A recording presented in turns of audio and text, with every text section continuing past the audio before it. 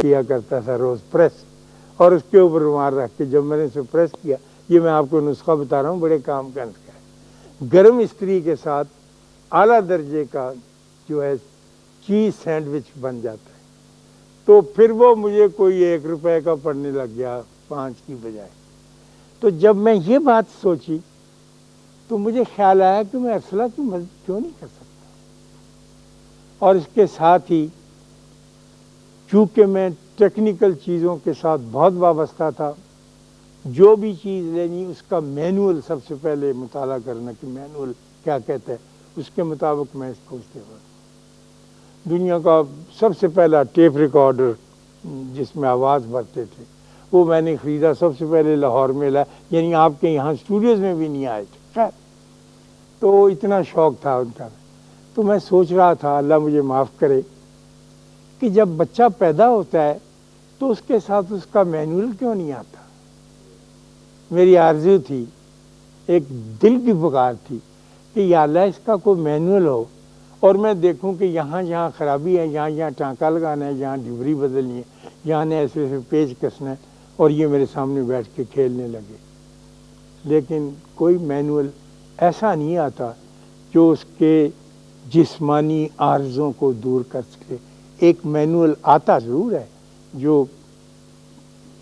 جو انسان نبی اللہ کی مہربانی سے ہم کو دیتا ہے، نبیوں نے دیا نا کہ زندگی کیسے بسر کرنی۔ ہم کو تو اللہ نے بنا دیا، بغیر ہمارے پوچھے ہمیں بنا دیا، اور ہم جب بن گئے تو پھر ہم نے پوچھا کہ اے کوزہ گر، تو نے یہ جو کوزہ بنایا ہے اس میں ڈالنا کیا ہے، تو ہمیں تو یہ بھی نہیں پتا۔ تو پھر اللہ کہتا ہے کہ میں نے تمہارا جو پرچہ ترکیب استعمال ہے وہ نبیوں کے ذریعے دے دیا ہے، تو اس کے مطابق کر لو۔ جو خوش قسمت ہوتا ہے وہ اس پرچہ ترکیب استعمال میں لے آتا ہے، جو کوتا ہوتا ہے ہمارے جیسا وہ پیچھے رہ جاتا، سوچتا کرتا کرتا وقت گزارتا۔ چنانچہ میں اپنے اس مینول کے بارے میں بھی غور کرتا رہا، لیکن کچھ اس کا افاقہ نہ ہو۔ پھر ایسے ہی دوسری رات آ گئی، تو پھر مجھے اس بات کا احساس ہوا کہ وہ علم جو میرے پاس نہیں ہے وہ مجھے عطا کیا جا رہا ہے، جو میں نہیں پڑھ سکا ہوں، جو ٹانکا لگانے کا علم نہیں ہے، جو گاڑی کا تیل بدلنے کا علم نہیں ہے، جو مینول ہینڈلنگ کے کسی مینول کے ساتھ تعلق نہیں رکھتا ہے، یہ کوئی اور علم ہے۔ تو مجھے احساس ہوا کہ مجھے اور ارسلہ کو، دونوں دادا پوتی کو، ایک صبر کی تلقین کی جا رہی ہے کہ صبر کیا ہوتا ہے، اور اس کے اندر سے انسان کیسے گزر سکتا ہے، اور کیسے اس کو گزرنا چاہیے۔ اس میں غصہ بھی آتا ہے، اس میں چڑھتا بھی ہے آدمی، اور وہ کہتا ہے کہ بھائی می، جو لڑکی ہیں نا آج کل وہ مجھ سے دادا بھائی می، جب بھی کوئی کسی خرابی، میری پوتی کہتی ہے اس کو دروازہ لگ گیا آواز زور سے، تو دادا بھائی می یہ کیوں لگا ہے میرے ساتھ آ کے دروازہ، تو بے چین ہوتی، پیاری ہوتی نا، پلتی ہیں لاڈ کے ساتھ، تو وہ وائی می کا آدمی بھی پوچھتا ہے۔ اور وہ تیزی کو اس نے اپنا لیا ہے، بہت ساری تیزی کو اپنا لیا ہے۔ ویسٹ کے سارے ریکارڈ نے، سارے وجود نے اتنی تیزی کو اپنا لیا ہے کہ ساری ایجادات اس کے بدن پر ہے نا، ایجادات اس کے گرد بھنک رہی ہیں، اور میں دیکھتا ہوں ویسٹ کو کہ ویسے ایسے کرتا رہتا ہے، اور پھر اور ایجادات کرتا رہتا ہے۔ لیکن صبر جو ہے یہ کیسا ڈسپلن سکھاتا ہے انسان کو، اور کس طرح سے انسان کی تادیب کرتا ہے، اس کو ادب سکھاتا ہے، کس طرح سے اس کو ایسی ترکیب میں سے گزارتا ہے کہ وہ ڈسپلن کی طرف آتا ہے۔ صبر کس لیے دیا جاتا ہے کہ آدمی ڈسپلنڈ ہو۔ میں اور آپ اور ہمارا ملک اس لیے پسماندہ ہے کہ ہم ڈسپلنڈ نہیں ہیں، ہم کو ڈسپلن نہیں آتا، ہم اس میں داخل نہیں ہیں۔ ایک یوری اینڈریو، یہ کیا نام ہے بھولتا ہوں، ہمارے ٹورانٹو ریڈیو کا بہت خوبصورت آواز کا اناؤنسر ہے، تو وہ مسلمان ہو گیا، اور اس کا ایک کیسٹ میں نے سنا جب میں کینیڈا میں تھا، وہ بہت حیران، اور وہ کہتا ہے کہ میں سورہ روم سن کر، میں نے شاید پہلے بھی بات کی تھی، مسلمان ہوا ہوں، کہ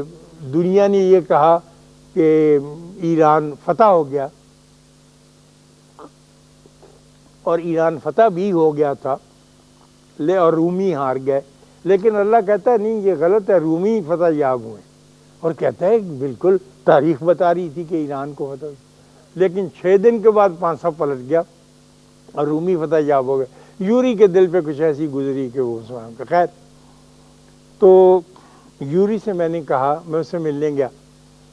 کہ تم اسلام کو کیسے کہنے گا؟ اسلام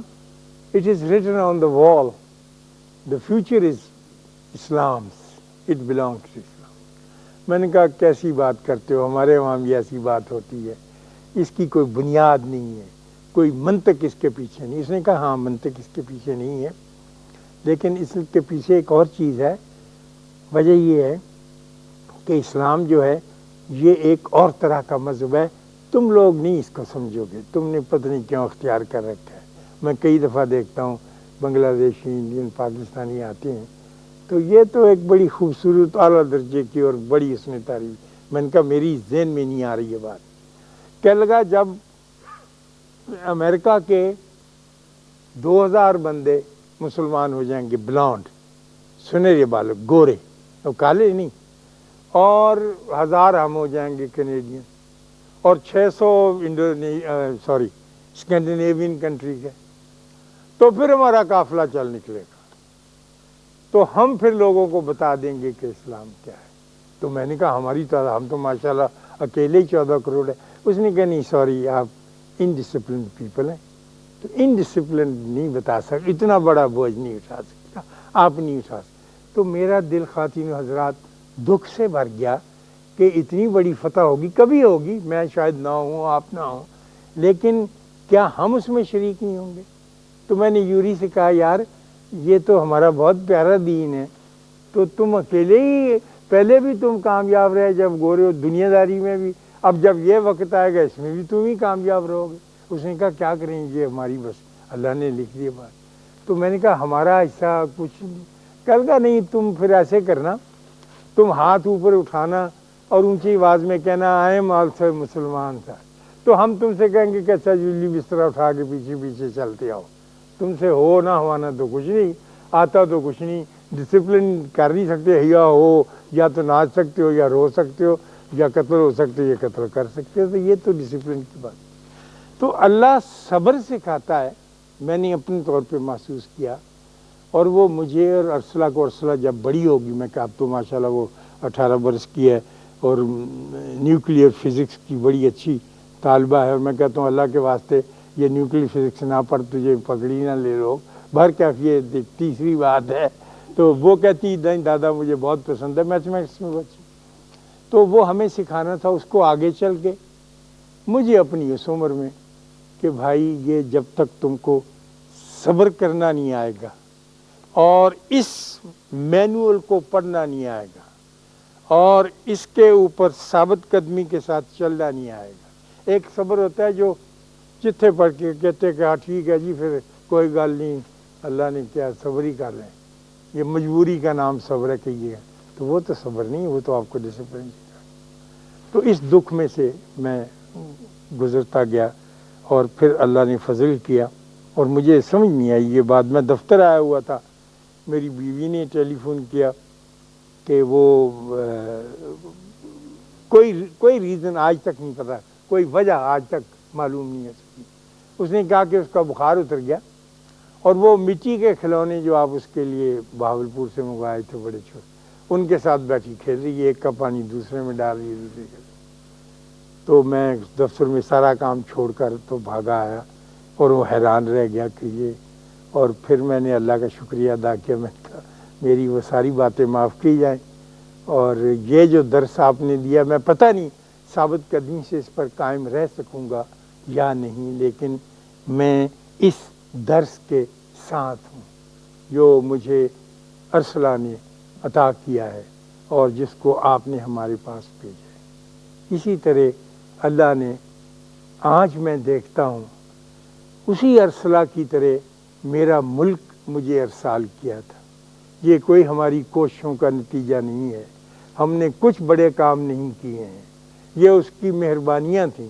یہ اللہ کا فضل تھا جو اتنا بڑا ملک اتنے بڑے ریسورسز کے ساتھ اتنے خوبصورت موسموں والا ایسے پھلوں والا ہم کو مل گیا۔ اور اس کے ساتھ ساتھ اب جب دکھ کی بات میں آپ سے کرتا ہوں وہ یہ کہ جو میرے سینے سے چمٹی ہوئی ارسلہ تھی وہ پوری طرح سے اتر نہیں سکی ہے۔ بہت تکلیف میں مبتلا، اس سے بھی زیادہ تکلیف میں مبتلا بچے کی طرح کشمیر بن کر میرے سینے کے ساتھ لپٹی ہوئی، اور کسی آدمی کے پاس ایسا سینہ نہیں ہے جو اس مریض پائمال خار اور پریشان اور درد مند کشمیر کے لیے اپنا سینہ ڈا کے جسے کہتے ہیں پیش کر سکے اور اس مشکل میں سے گزر سکے۔ آپ یقین نہیں کریں گے کہ کشمیر آج کا دکھ میں مبتلا نہیں ہے، یہ بڑے عرصے سے ڈوگرا راج کے زمانے سے تکلیفیں سہتا چلا آ رہا ہے۔ ہم نے اس کے ساتھ جتنی محبت کرنی تھی وہ کر نہیں سکے، ضرور ہم نے اس کے لیے محسوس کیا، لیکن جس طرح سے ایک دکھی دادا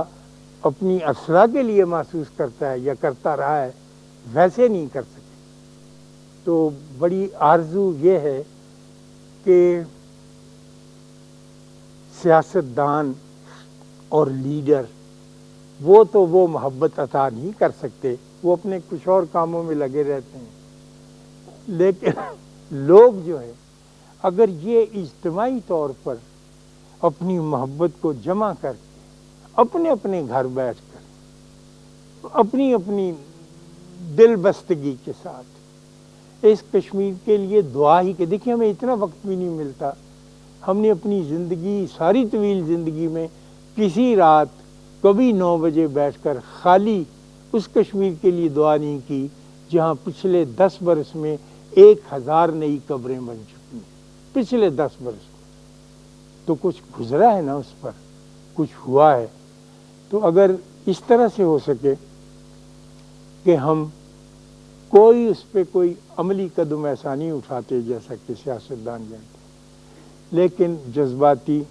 اور روحانی اور نفسیاتی اور قلبی اثر جو ہے وہ یقین ڈالا جا سکتا ہے،